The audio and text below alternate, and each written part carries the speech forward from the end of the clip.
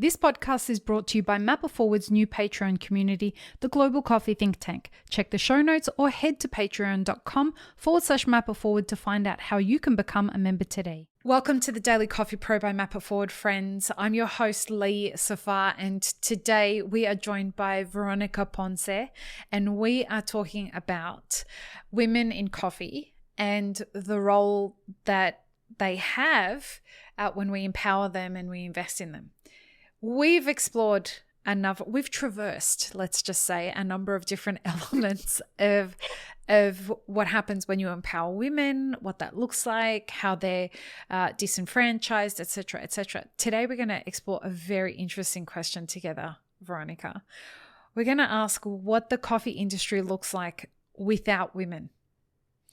And this is going to be an interesting one because for me, when I started coming up in this industry, there were very few women in this industry.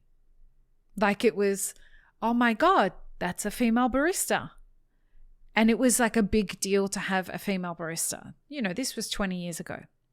Now we have a lot more women in the industry on the consuming end, and we have a huge proportion of women in the industry on the producing end. And that part in the middle, the exporters and the importers, that's starting to fill out with women as well. Yeah. What does the industry look like when we take all of those women out of it? Well, first of all, I think won't be as productive. Right. I don't feel it will be as productive.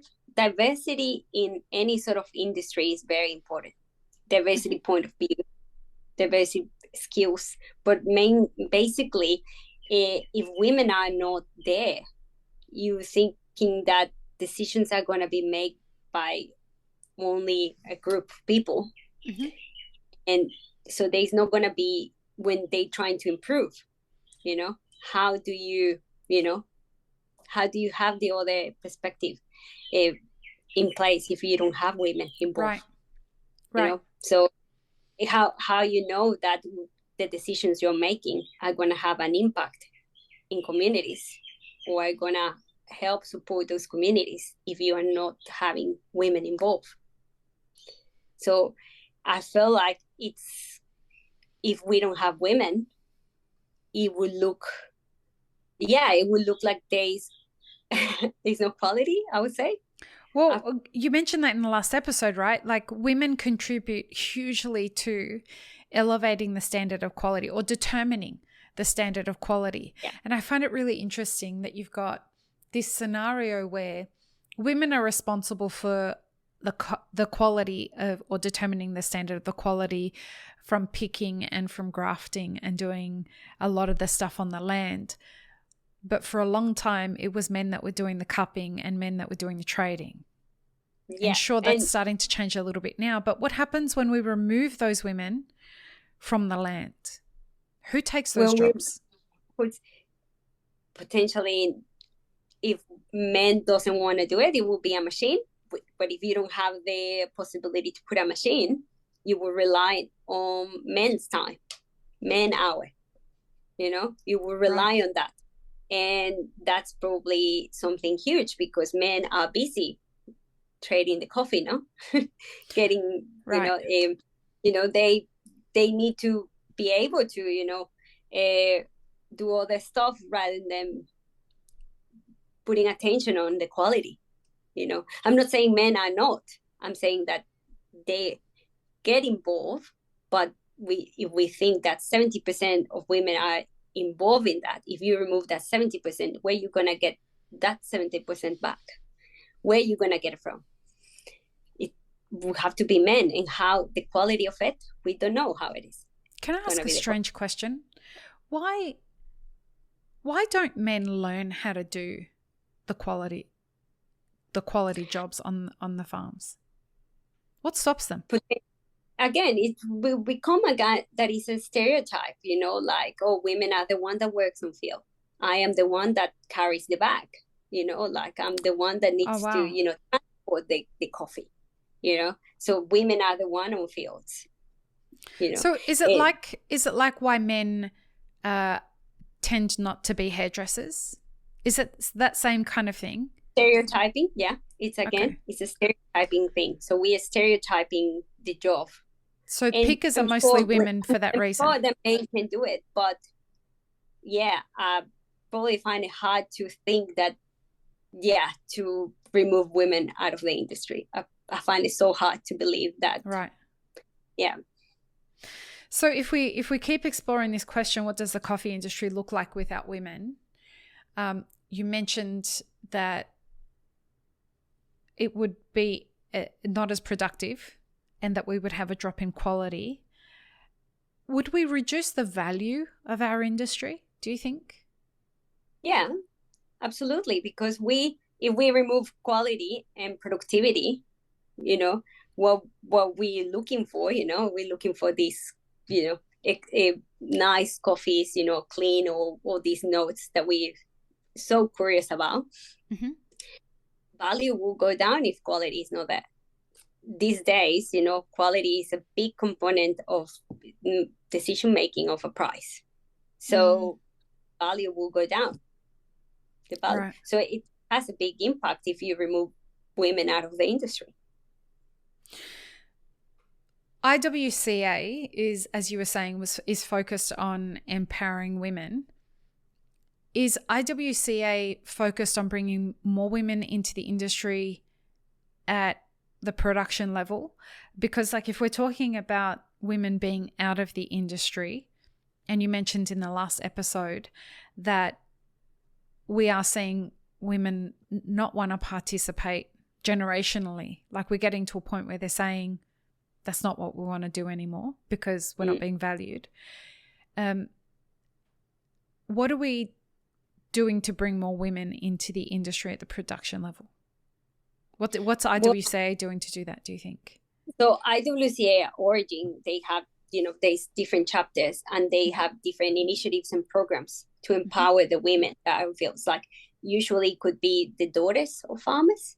Okay. So they, to take over their land, to take over the management of lands. That's very important because, it has this stereotype that the one who runs the farm, it has to be male, it has to be my son. So daughters get excluded, but no, getting involved the daughters too, So IWCA is creating programs in their chapter countries, to empower women, to give them the resources and knowledge, the recent trends, what all the industry, countries are demanding, there's difference in different. So getting to know all that is important for women, in at Origin. So right. That's at Origin, they primarily is to, educate women, and also a place to belong. It's important that IWCA is a platform for connection. It's a network. So women support each other in that group. And again, from learning experiences, from hearing from someone else's experience.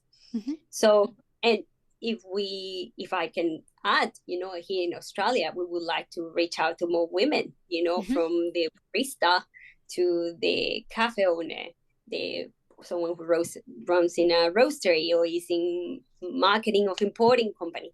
So there's many women plays many roles across the supply chain. And what we want to do here in Australia is to provide that platform where women can connect and share their knowledge, their experiences, their goals, and have a place to belong. Yeah, that's awesome. I am embarrassed to admit this, but I am obviously going to change this. We spoke about this before we started recording. I'm not a member of the IWCA, but I am going to become a member before the next meeting. So because I want to be involved in conspiring to the success of women. And I obviously do that with Mapa Forward in ways that I don't publicize. I want to make that very clear. We do not publicize all the work that we do in Mapa Forward to elevate people around the world. And that's very deliberate, but I am going to get involved by just being a member. Yeah. Like you say, women empower women. So empower women. So it's important to have all these women that they are successful, feel like you, successful, that they can help other women in the industry, you know, find a path on how to, whatever they would like to do, what they would like to achieve, you know. Which is, and look, I like the other thing, if we're talking about this thing, what does the coffee industry look like without women? Well, another thing is it looks a lot grayer. Like women bring a lot of energy and a lot of ideas and a lot of innovation and creativity. And not that men don't do that, but what I'm saying is 20 years ago, women were scared to be in this industry. Women were scared because it was too aggressive and it was really hard work from the perspective of managing all the egos that exist in the workplace. And so there were very few women in the industry just because they were so tired of dealing with the aggression that existed. Women bring a balance. And so an industry without women doesn't have balance. What I have noticed is that every workplace that I've been in where, and like you see this in even musical bands and in boardrooms and in cafes and roasteries and all that kind of stuff. When you have an even balance of men and women, people tend to want to get on more. When there's more men than there is women, it becomes a boys' club and they act like it's a boys' club. When there's more women than there is men, it becomes a girls' club. Right? And they act like a girls' club. When it's balanced, what you end up finding is that it's more productive. I do a lot of coaching work, and I can tell you every team that I have seen that does that is more focused on getting the job done than they are about having to navigate like the gender balances and I'm getting bullied, or I feel like one man said to me, I feel like a sissy being the only man in this business filled with women. I'm like, well, we need to work on that. We need to figure out like why somebody feels like a sissy just for doing their job. I'm not okay with that. So we had a long ways to go in this industry because there's still too much bullying. There's still too much sexual harassment. There's still too much inequality. And that's not just for women.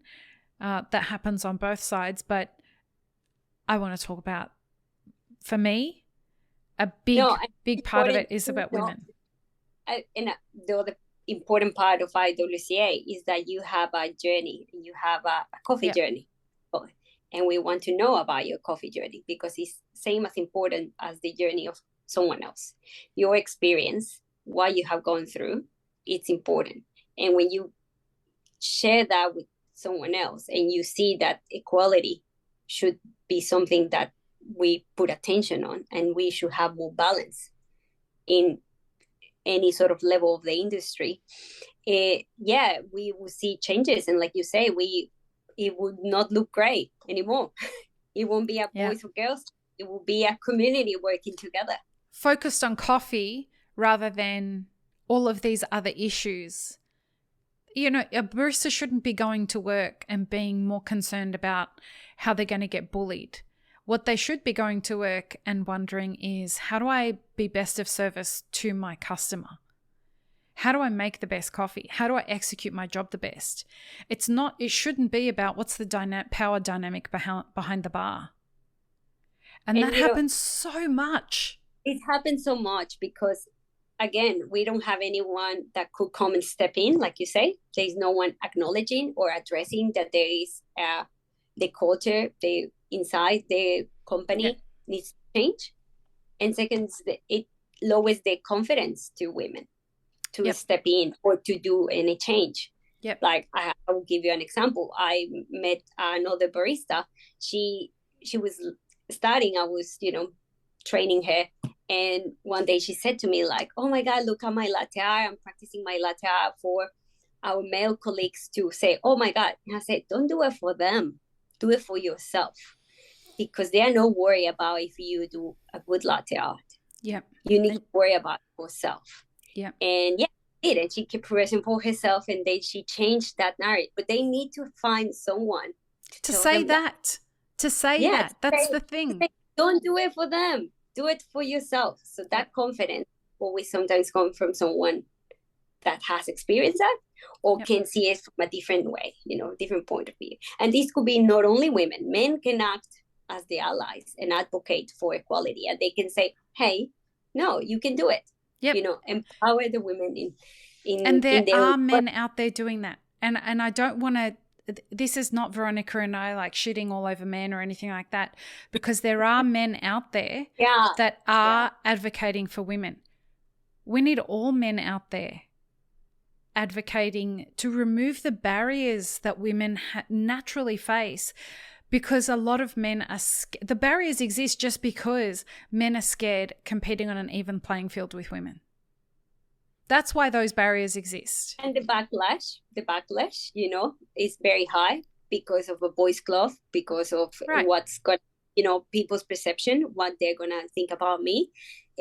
So we need to start breaking those barriers of, the stereotypes and biases about, what they will think if I am supporting my female colleague to do something, to keep progressing in their career. It's all about that changing, I think we all should be changing our perspective about how to make our coffee industry better and more sustainable. Veronica, thank you so much for being on this podcast. It was a great series.